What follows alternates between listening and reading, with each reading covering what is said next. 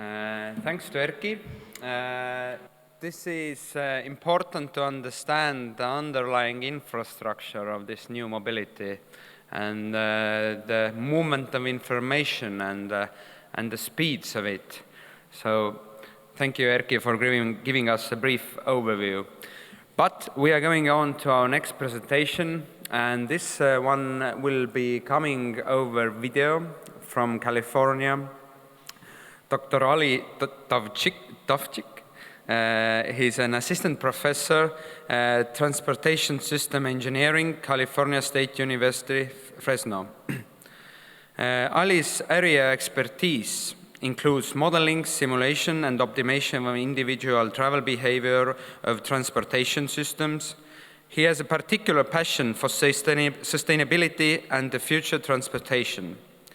His current research projects include automated transportation system with driverless cars, shared autonomous vehicles, automated transit networks, and Hyperloop transportation. He serves in a number of local and national and international transportation boards, committees, for example, the U.S. Transportation Research Board of the National Academies. And he's actively involved with the Institute on Transportation Engineers and the American Society of Civil Engineers. I hope that the connection is working. Hello, Ali. Are you there? Hello. How are you? I'm good. How's the weather? It should be quite early in your country now. What time is it? Yeah, it's about 1 a.m., I think. Okay, you've been you haven't just slept all night or what? No, not yet, after. Okay, but thank you for being with us, and the floor is yours, in a way. Well, thank you very much. Thank you for inviting me, and thank you for having me. And I apologize for not being able to be with you. I did make my travel arrangements. I booked my flight, and I was ready to travel, but for unfortunate circumstances, I'm unable to be with you today, but thank you for your understanding and for keeping me in the program. So I'm going to discuss a little bit about the future of transportation, and the title of my presentation is The Transportation Revolution of the 21st Century. My presentation is organized into 3 sections. So the first section is about the transportation evolution, second section, transportation revolution, and the last section is the transportation future. Before I start, I would like to briefly explain what my field is. My field is transportation engineering. What this entails, it entails forecasting travel demand, which includes how many trips are people planning on making every day? What modes of transportation are they planning on using? How many people are going to walk or bike or use the bus or use the metro? When are they going to do these trips? So being able to forecast demand during peak hours as well as off-peak hours. Forecasting origins and destinations. Where do people travel from and where do they go? And how long does this are the travel times? How much does this cost them? How much emissions do they produce? And by being able to forecast all of this demand, then this enables us to design the supply. The transportation supply includes the highways, so how many highways, how many lanes, the transit systems, where should the bus stops be, where should the bus lines be, how big should the buses be, what vehicle technologies should we use, for example, should we use electric buses or diesel buses and so forth, what are the schedules of the buses, how often should the bus come, and in addition to policies, what should the parking policies be on highways, congestion management, such as in downtown London, when you travel to downtown, you have to pay, and so forth. So in a nutshell, this is what I do. This is what my field is: forecasting travel demand and designing a transportation supply that can accommodate such a demand. A brief overview of the evolution of transportation since the beginning of creation. So at the beginning, Adam and Eve, they had nothing but walk. So since the beginning of time, humans did nothing but walk. Then 3,500 years before Christ, we had people discovered that they can build boats, they can build rafts, and they can sail these boats. They can harness wind energy to travel and transport their goods. About 1,000 years after that, they discovered that they can tame animals and they can ride animals. And at the same time, the wheel was discovered, and they started using carts, and these carts were driven by animals. 3,000 years after that, we discovered the steam engine in the 1700s, and we started building steamboats, steam trains, and steam cars. Interestingly, steam cars were invented even before bicycles. So until the early 1800s, we hadn't even invented the bicycle yet. So the bicycle was invented in the 1820s and started getting popularity in 1850. By that time, people were already using the cars, and they were already using street cars, and nobody liked the bicycles. Pedestrians hated the bicycles because they were going too fast and they were doing quick maneuvers, and cars also disliked the bicycles because they were jumping into the traffic stream, and their behavior was unpredictable. So everybody frowned upon the bicycles when they were first got invented. 10 years after that, we invented the electric engine. And again, we had boats, trains, and cars. So electric cars even preceded the gasoline car. The gasoline car was invented about 40 years later when we invented the internal combustion engine. And then early 1900s came the plane.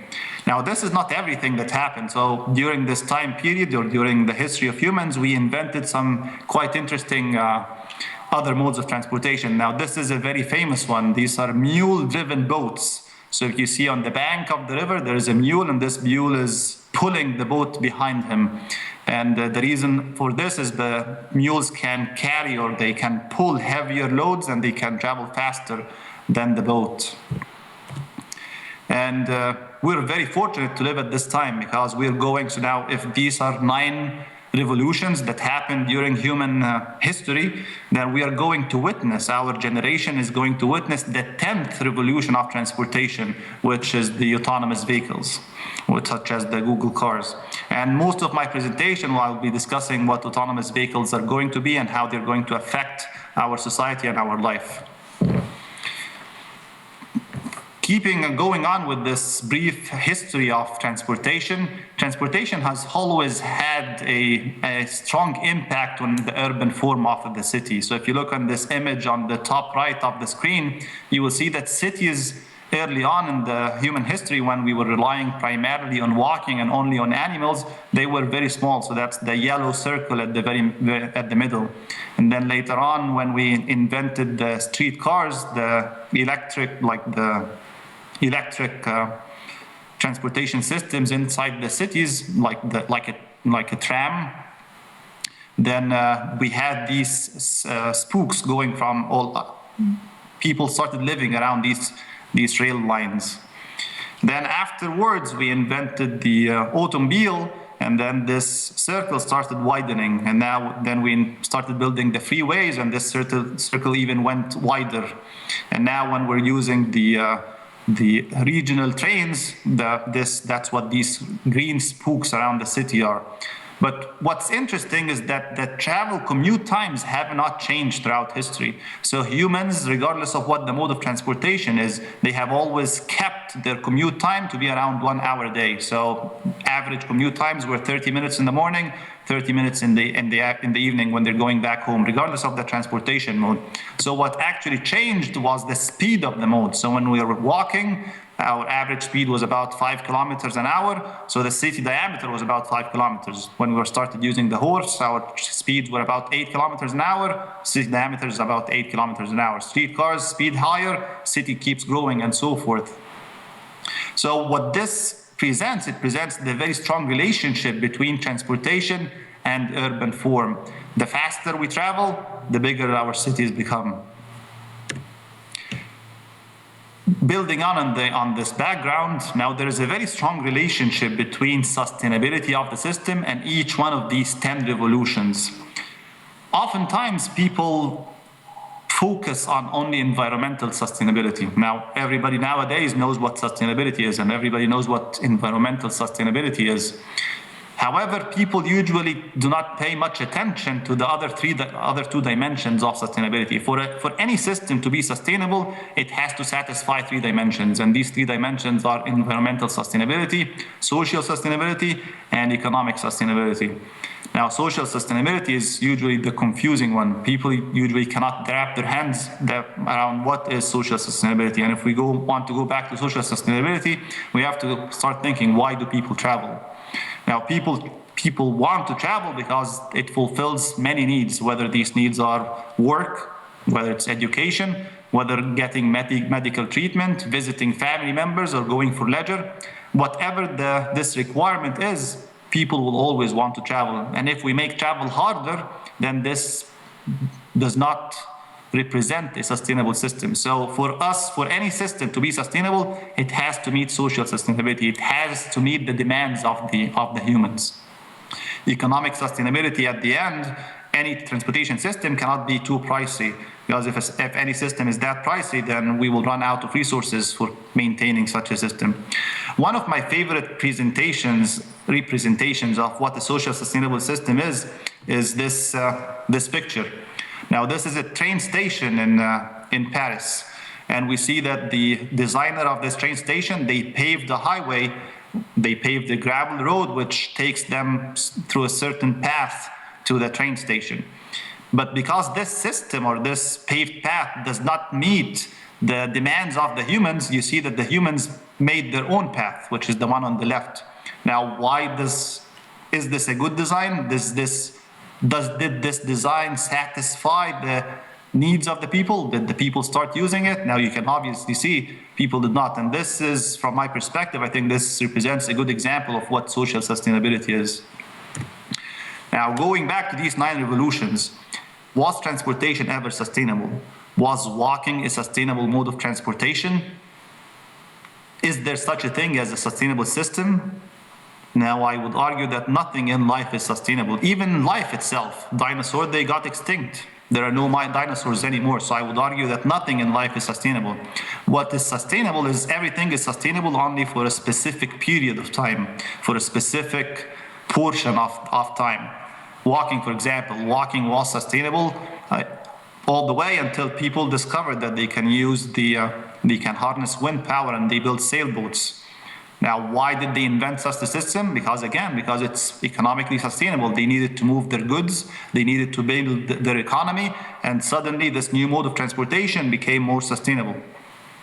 How about sailboats? Were sailboats sustainable? Now, if you read through history, you'll see that sailboats was a highly unsustainable mode of transportation, primarily because they relied on using wood. So even until today, there are several trees in the Mediterranean where some trees existed back in the time and they do not exist anymore, because all these trees, all this wood was consumed for building the sailboats.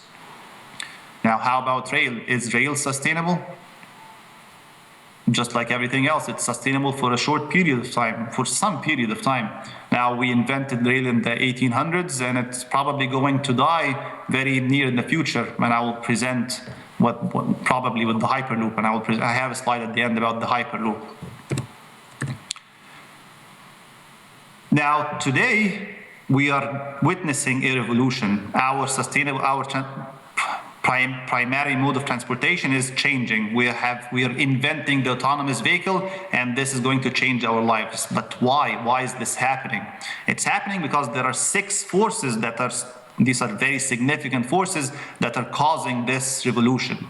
Now, these 6 forces are oil depletion, climate change, air quality, safety, congestion, and social equity. I'll quickly review each one of these. So oil depletion. Now, I have a favorite question that I always ask people who are not familiar with transportation. When are we going to run out of oil? Now, people say, well, we're going to run out of oil in 50 years, or perhaps 100 years, or 200 years. Now, none of these answers is correct. The answer is the world is never going to run out of oil. How so? Well, what's going to happen is that oil prices will keep going up until they become too expensive, and that's when we're going to switch from oil to using something else.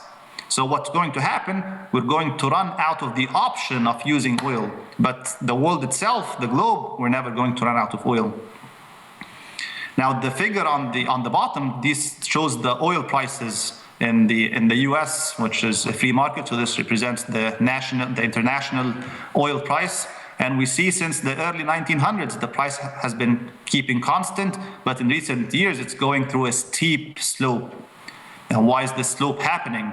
This slope is happening because this global demand of oil has suddenly exceeded the global supply of oil. So like in economy, everything is supply and demand. When supply supersedes demand, this is when the prices start going up. Now, many would argue that they would present evidences about the oil wars. So many would argue that the Iraq war was primarily an oil war because the world is running out of oil. Now people are trying whatever needs they have to claim the last possible options of using oil. Same thing with the Northern Sea. So now London, England, Great Britain has recently claimed land in the Northern Sea, although many decades ago they have signed treaties saying that Great Britain is not going to claim lands anymore. And there are tensions going on, but they're still not as salient as the Iraq war. There are other impacts of oil depletion, and that's not only the travel costs, but also the transportation infrastructure. Our transportation infrastructure is based on asphalt, and asphalt is a subproduct of oil. When oil becomes more expensive, building highways becomes more expensive. Same thing, cost of living. Everything in life depends on transportation. Our goods, our clothes, our buildings, and as the transportation costs go up, the cost of living increases and inflation goes up. Climate change. There are 4 climate changes primarily induced by CO2 emissions. And transportation, as the top right figure presents, is the biggest contributor of CO2 emissions. Within the transportation sector, if you look at the bottom figure, you'll see that gasoline vehicles are responsible for 60% of CO2 emissions. Now again, this is a force. Everyone in the world now is saying we have to change our dominant mode of transportation. We cannot afford to produce these CO2 emissions any longer. We cannot use gasoline any longer. This existing transportation system, which has been around for a century, has to change. We cannot sustain such a system any longer. In terms of climate change, we have there are 2 primary directions that are going, and that's abatement. How can we reduce emissions? But recently, there's also adaptation. How can we build better infrastructures that can sustain this climate change? Air quality, in addition to climate change, which is caused by CO2 emissions, which happens at the outer atmosphere and affects the globe, we also have local impacts, and these local impacts are air quality. So vehicles driving on our highways, they produce carbon monoxide, they produce sulfur dioxide, they produce lead, they produce nitrogen oxides, urban ozone, they produce suspended particulate matter, and air toxics. Now, so far, there has been very little research studies done about the impacts of these emissions on our health. But there is these small studies, they have concluded that these emissions are causing serious health issues, to the extent that now the Department of Health in the US and even the World Health Organization, they are now investing in transportation projects. They are surveying people about their modes of transportation, how often do they walk, how often do they cycle, and they are building models to estimate the impacts or the benefits of active transportation modes. When I say active transportation modes, I'm referring to primarily walking and biking. Safety. Now, these figures are only in the United States, but the world figures are not that much different. But in the US, the number of people dying on our highways every day is equivalent to 1 middle-sized plane crashing every day without any survivors. Traffic accidents are the #1 cause of death for any human being in the US aged between 1 and 34. So if anybody dies in the US within this age, then your best guess is they died in a traffic accident. Not cancer, not war, not drug dealing, Nothing else. These are normal human beings. Their only fault is that they are traveling, going to work or visiting their parents or taking their kids to school, and they're dying for no good reason. They're just dying. Injuries are even much worse. 1 in every 100 people in the US gets injured in a traffic accident every year. Now, these numbers are enormous. So this is another force. So people are saying, the society is saying, we cannot live with this cost anymore. This existing transportation system, we cannot sustain this system anymore. We have to find substitutes. This system has to change. It has to become better. Now, perhaps the only sustainable aspect of transportation so far has been congestion. So whether it's the 1930s, which is the top left figure, or the 1950s, or the 1970s, or the 1990s, traffic congestion has not changed. It has been staying the same, and it has been going even worse. Now, again, people are fed up with this. Why do we have to suffer? Why do we have to waste all this time in traffic? This is time wasted, time unproductive, and time that can be used in 100 other better ways. Now, social justice is another factor that people normally do not see. But in many places in the world, and even in the US, even in developed countries, we have people who do not have no means of traveling to their doctors, so they cannot receive medical care just because they do not have access to transportation. We have kids who do not go to school because they do not have access to transportation. Even grocery shopping, even health. We have people who, just because they live away from grocery stores, we call them they live in food deserts, then they cannot go grocery shopping every day, which means if they go grocery shopping once a week or twice a week, then they can only buy frozen food, they cannot buy fresh food, which affects their diet and health. So these factors are significant. Travel is a human right, just like shelter, just like clothes. If we cannot travel, we cannot go to work, we cannot go to school, we cannot get medical treatment. So travel is a human right. Every human should have the right to travel. And these issues are starting to become very salient in many societies, including the US itself. And these people nowadays, they have been with the benefit of the internet and the communication revolution, their voices are now being heard, and they are demanding access to transportation. They are demanding that the existing transportation system cannot be sustained. We have to change. We cannot live like this any longer. If we cross-examine these 6 dimensions or these 6 forces that are causing the revolution, which we're experiencing right now, against the 3 dimensions of sustainability, we'll see that every one of them is affecting every dimension of sustainability. And because this effect is starting to become humongous, this is why at the moment we are experiencing this transportation revolution. So what is this transportation revolution? What is the future of transportation? I would argue that the future of transportation is going to be electric vehicles that are going to be automated, which means they are self-driven. They do not need drivers. They're going to be connected, so all the elements of our transportation, the vehicles and the infrastructure and the people walking and the pedestrians and the travelers, all of these systems are going to be connected, so they will communicate with each other. They're also going to be coordinated. And what I mean by coordinated is that these systems are going to be controlled by another system. So in this case, this is an example of a coordinated intersection. In this example, vehicles traveling through the intersection are being controlled by the intersection itself. So the intersection is seeing every vehicle attempting to enter the intersection and is controlling the movements of all these vehicles in such a manner that they can cross the intersection without crashing. And last, this system is going to be smart. And I'm going to spend a few minutes discussing what I mean by a smart system.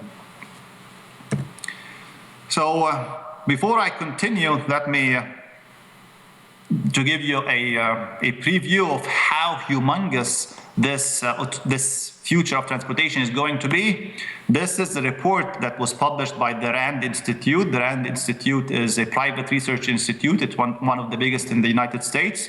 And this report was about disruptive technology. They identified 12 technologies that are happening at the time right now, and these technologies are going to disrupt our lives. They're going to significantly change how we live. Included in these technologies are the mobile internet, are the automation of knowledge, the Internet of Things, cloud technology, advanced robotics, next generation genomics, energy storage, 3D printing. So you'll see all these technologies are very significant. But amongst them, in fact, it's number 6, is the autonomous vehicles. In the same report, the RAND Institute estimates the economic impact of this technology. And if you see at the middle line all the way to the right, it's expected that this new technology is going to have an impact of $4 trillion, which is really humongous, especially if compared to the other technologies. Why is the future transportation system going to be electric? Now, solar system is one of the most promising energy sources that are currently being explored. One of the problems of solar transportation system that prevents it from being solar is that we cannot put solar cells on the cars. To put solar cells on the cars themselves, we need a very big car, much bigger than what it exists today. Now, the solar power plants are highly efficient. So if all cars become electric, then we can build solar power plants, and then we can use the solar energy in a much efficient manner. One of the problems of electric power sources is the battery. However, nowadays the batteries are making strong leaps. So Tesla, Elon Musk is making very good progress, as well as Toyota and many of the others are making very fast progress in terms of battery technology. Now, this is also going to be, the smart grid is going to be a major factor about this.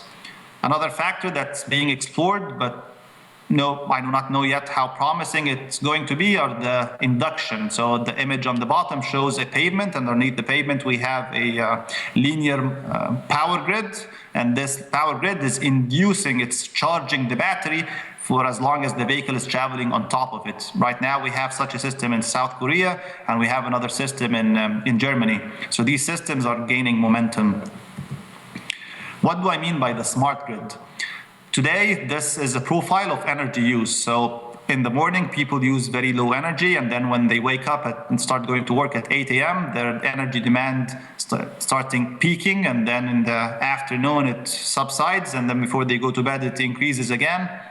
But to meet this demand, our current capacity, we have to build power plants that at this top red line. Now, this is highly inefficient because most of the time we have all of these power plants, but we're not using them. If we can increase demand in the morning and reduce demand at the peak, and we can reduce the capacity to this green line, then this system becomes much more efficient. Now, electric cars can enable us to do so by doing the following. When everybody is asleep at night, then electric vehicles are plugged into the system and they are charging their powers. And this increases demand in this low areas.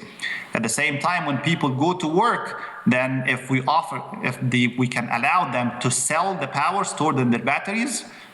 So if they charge it in the morning for maybe 5 cents a kilowatt hour, and then they sell it in the afternoon with a higher price, then people will plug their cars into the grid, and they sell their power. And by selling this power, then this reduces demand.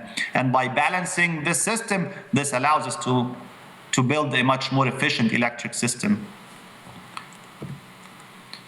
Now, the future transportation is also going to be smart, which means now we have an information revolution, real-time information revolution. We can collect real-time information from traffic and from vehicles and from transit vehicles and from transportation systems, the infrastructure itself, and from individuals and for smartphone apps. The map at the bottom is an ITS, Intelligent Transportation System in Los Angeles, and they are collecting all of this information, and based on all this information that they're collecting real time, they are managing their system. So the transportation system is adapting to existing traffic conditions. This is a huge area that's happening right now. It's called data fusion. How can we fuse all of this information and use big data analytics to optimize our system in a better manner? So given all of this, how is this future transportation going to affect us? What is the impact? Now, it's going to affect us in 5 dimensions: travel behavior, travel cost, transit, traffic, and the whole society.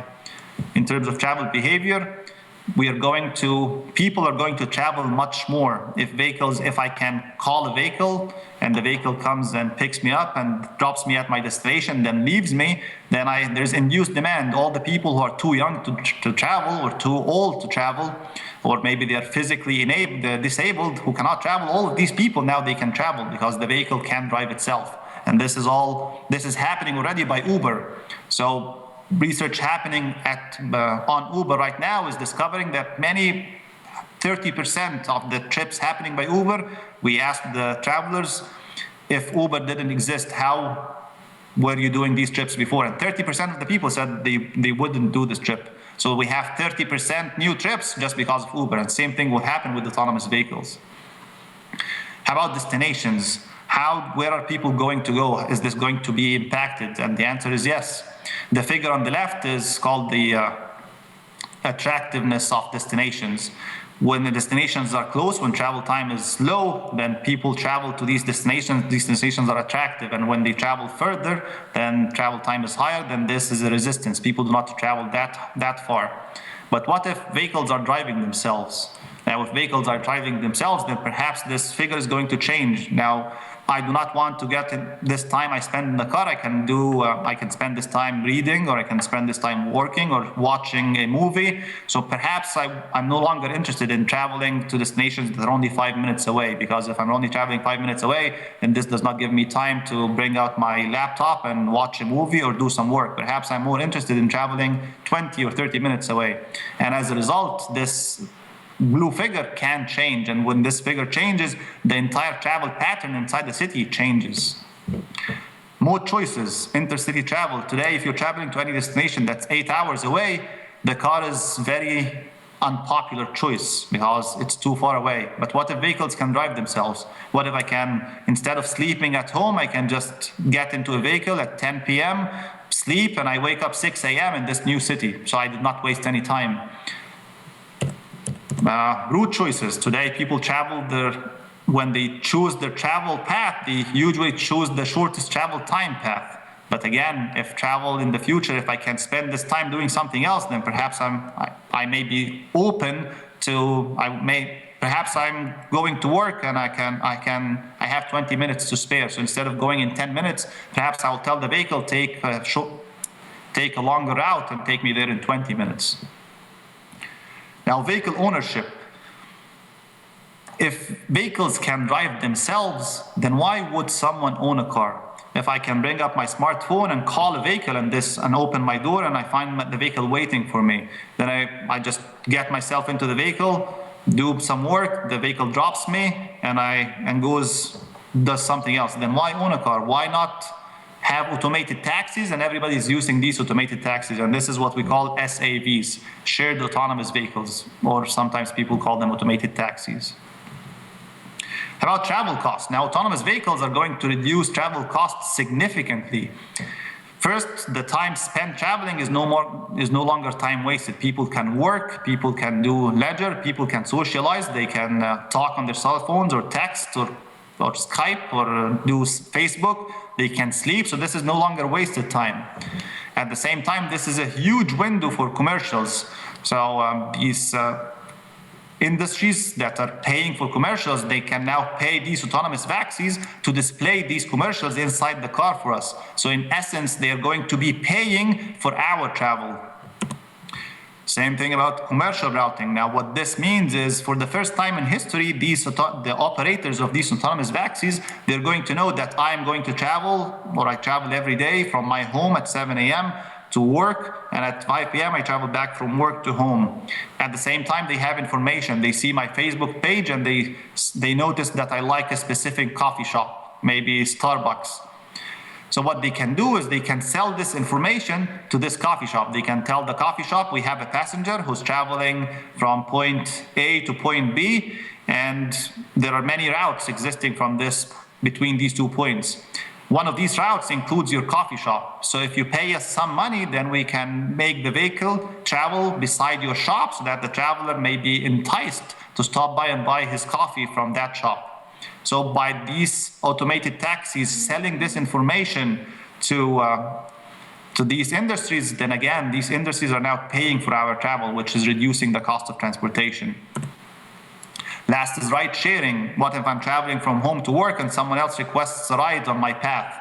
Then I can receive a message inside this automated taxi saying, right now this trip is going to cost you $5. But someone else wants to, if we pick someone else on this route and drop them, then we can reduce your cost to $3. Then if I click yes, then the vehicle reroutes itself, goes pick someone, and drops them or drops me, and then drops the second person. So this ride sharing, again, is going to reduce the travel costs significantly. Now, what happens to transit then? What happens to buses? Well, why do people ride buses? They ride them because maybe they're too young or too old to drive. Maybe they are physically impaired, they cannot drive. Buses are cheaper. Buses allow us to read or work while on the bus, so it's not time wasted. Buses are safer. All right, now, but what are the deterrents of transit? It's unreliable. It's not as reliable as a car. It's not as comfortable as a car.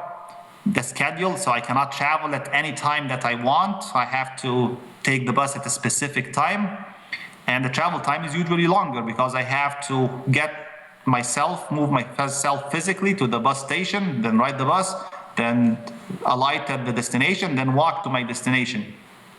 Now, if you look at all these 9 factors, you see that autonomous vehicles, they match all of them.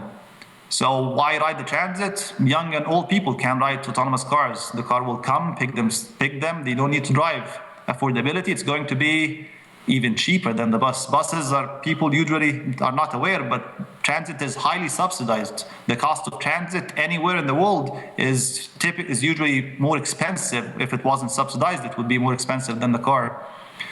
Productivity, you can work in the autonomous vehicles. Safety, autonomous vehicles crashes are going to be much less. So what's going to happen to the buses? They're going to vanish. So no more buses. What's going to happen is we're going to have small vans, and these vans are the shared autonomous vehicles. So they are ride sharing. So people riding these vans, and then people requesting rides, and the vans rerouting themselves. But the big buses that we see them today, they're probably going to get extinct, just like the dinosaur. Now, how does this affect our transportation system? We know that we think that buses are more environmentally friendly, and this is a misconception. This is partially true. This is not always true. An example, if I want to travel from home to work, and if I choose to use the car or the bus, and if I'm the only person in the car or on the bus, then the car is much more environmentally, it's much more cleaner, and it's much more cheaper, and it uses a lot less energy. Why? Because we're moving this small mass instead of this huge mass. How about if I have 25 people traveling on this highway, and these 25 people can ride the bus? Does this make the bus more efficient? And again, not necessarily. How so? Now, if these are the origins and destinations of each one of these individuals, then at any moment in time, there is only 2 people on the bus. Which means if I'm comparing 1 person in a car against 2 people in the bus, again, the car is more efficient. It's cleaner, and it's more environmentally friendly, it's more economic, and it's cheaper. So the answer is buses are only more cleaner and more efficient if there are lots of people riding the bus at the same time. Now, this happens during peak hours, but because buses have to maintain schedules, this efficiency that happens during peak hour is countermeasured by the disefficiency that happens early in the morning and late in the evening. And at the end, the buses becomes only, in metropolitan cities, the bus becomes only a little bit more efficient than a car. If all cars had 2 passengers, then they would beat such a bus even in urban cities. The problem is cars usually have only 1.2 in average, or 1.3 persons in a car. But if we can double this number, cars would be a much more efficient system than a bus. One of the impacts of shared autonomous vehicles is the increase in vehicle miles traveled. Energy is based on how far a vehicle is driven. The more miles or the more kilometers a vehicle is driven, the more emissions it produces and the more inefficient it becomes. Today, if someone is driving from home to work, then they travel only this blue line. Now, there's a problem that's going to happen with autonomous vehicles. What's going to happen is if I call an autonomous vehicle, then it's going to travel from its destination to my location, and it's going to travel empty. We call this deadheading. So the vehicle is traveling empty, then picks me up, drops me at work. Then after it drops me, it travels empty again. And this dotted line is increase in VMT. So this is more miles that are being driven without any benefit to the society, causing more emissions, more congestion, and so forth. We did some research here at the university. I had a graduate student, and she did some research about the relationship between the percentage of trips happening using shared autonomous vehicles and how many stations exist in the city against how much increase in VMT is going to happen. This red circle represents if everybody is using SAVs, and we have stations almost everywhere in the city, then this is going to be an increase of about 20%. So 20% more emission, 20% more energy usage, and so forth. On the other side, if we have everybody using SAVs, but we have very few stations, then this is can decrease emissions and energy consumption by almost the double, more than 200%. On the other hand, fleet composition, what this means now, these automated the operators of these automated taxis, they are aware that most of the time people are traveling alone, maybe 1 or 2 passengers at the most. They want to minimize their costs because they're competing with each other. So what they can do, one thing they can do is reduce vehicle sizes. Instead of transporting this big vehicle that can carry up to 5 passengers, why not design a small vehicle, which are these white circles at the lower lane? And then if someone calls and asks for a vehicle and they're traveling alone, then we send them the small vehicle. If someone calls and they're traveling 2 people, then we send them a 2-passenger vehicle. 5 people, we send them a 5-passenger vehicle. The effect of this is that our transportation system can carry a lot more vehicles and people. Traffic flow, which is the number of vehicles that can travel on a highway in an hour, equals the speed of the vehicles multiplied by the spacing. And when the spacing decreases, then this increases the traffic flow. At the same time, since these vehicles are now automated, then they can travel at higher speeds safer, because unlike humans, they can respond to incidents much faster. And it's also because they are communicating with each other. So when speed increases and spacing decreases, our traffic flow can really increase significantly. And it's expected that traffic flows are going to triple or quadruple, which is going to reduce congestion. Another effect is tidal flow. So today, usually on a highway, we find vehicles one direction becomes highly congested, and the other direction is not as congested. In the evening, the opposite happens. So one measure that traffic engineers have been employing is moving the median, which is this image. So in the morning, we can move the median to the right and have 3 lanes traveling north and 2 lanes traveling south. In the evening, we move the median to the right, and now it becomes 3 lanes traveling south and 2 lanes traveling north. However, this system has a few inefficiencies. One of the costs. So we have to have this huge machine, and this machine has to move the entire median. The biggest inefficiency, however, is the safety. So by changing this, crashes happen, especially at entrances to these highways. When vehicles are autonomous, we no longer need this. We even no longer need medians. So vehicles can automatically, we can tell the vehicles that at this time, there are 3 lanes going north and 2 lanes, or 4 lanes going north and 1 lane going south, which can optimize our transportation system and make it much more efficient. Safety, much of the traffic congestion happens because of crashes and travel behavior. When vehicles are driving themselves, then this can improve and reduce congestion again.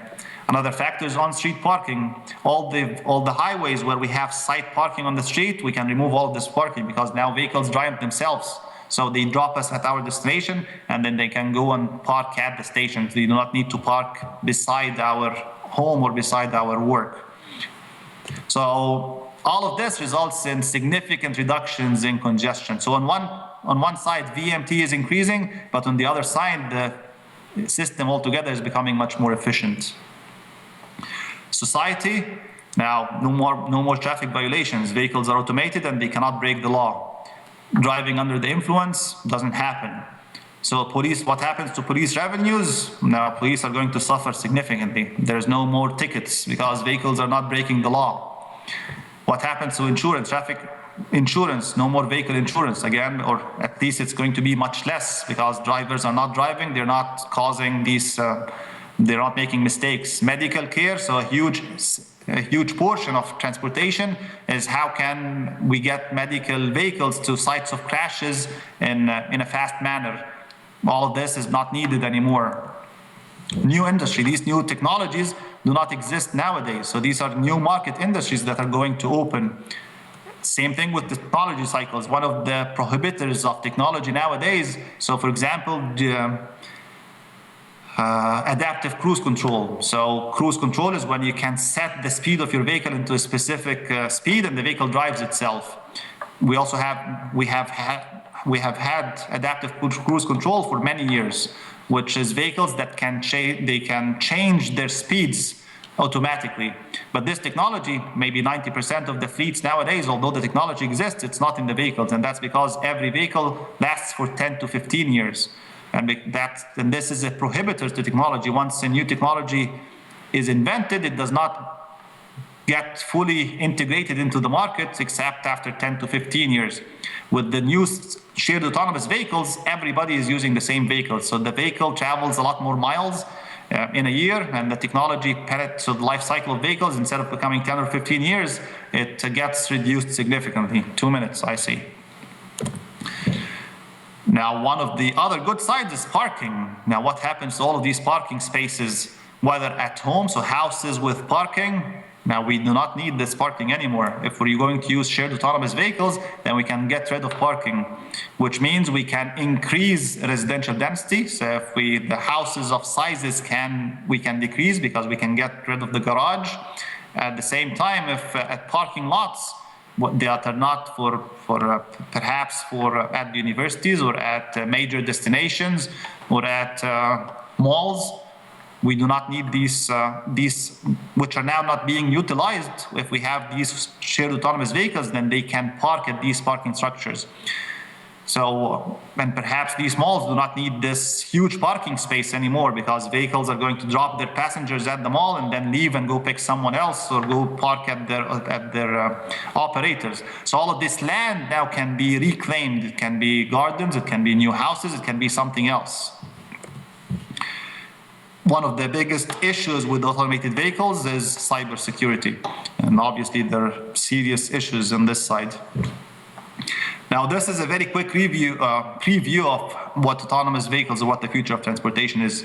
At the same time, there is another system that has been in development for more than 40 years now, and this is called ATN, Automated Transit Networks.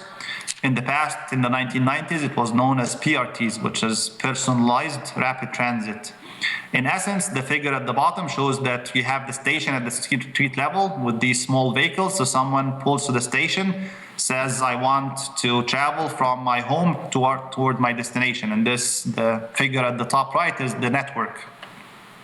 So what happens is the vehicle comes, picks this person up, does not wait for anybody else, just picks someone up and takes them using the fastest route to their destination, does not make any intermediate stops. So this system counteracts the downside of transit, because now these vehicles cannot run unless someone is riding in the vehicle. So the vehicle is always running efficiently, as efficient as the single passenger SAV. It's on demand, so every vehicle serves only one passenger or a group of passengers who are traveling together, and it's personalized.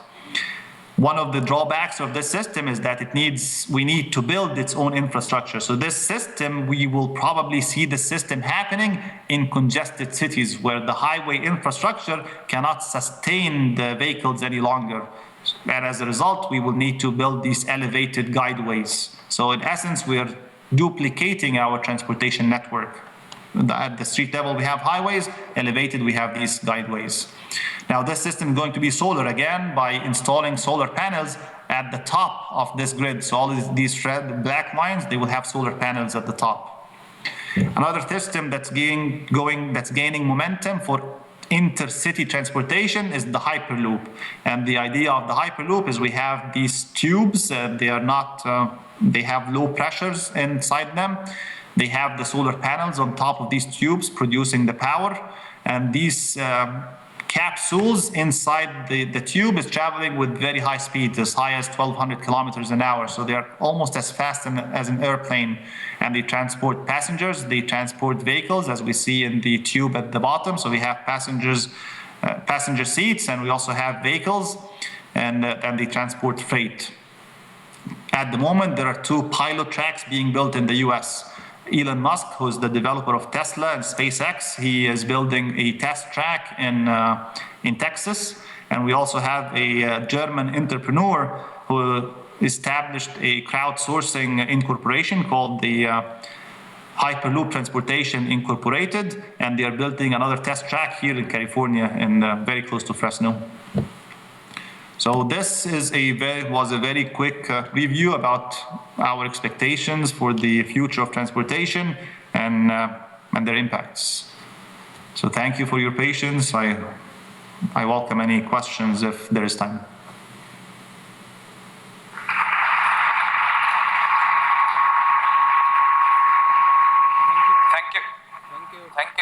Thank you, Ali. Thank you. We will take the question and discussion after the panel. So I lost the sound. I cannot hear you. Okay. We will take the questions later on with the panel discussion. Excellent. So thank you. It was very interesting. See you later. Okay.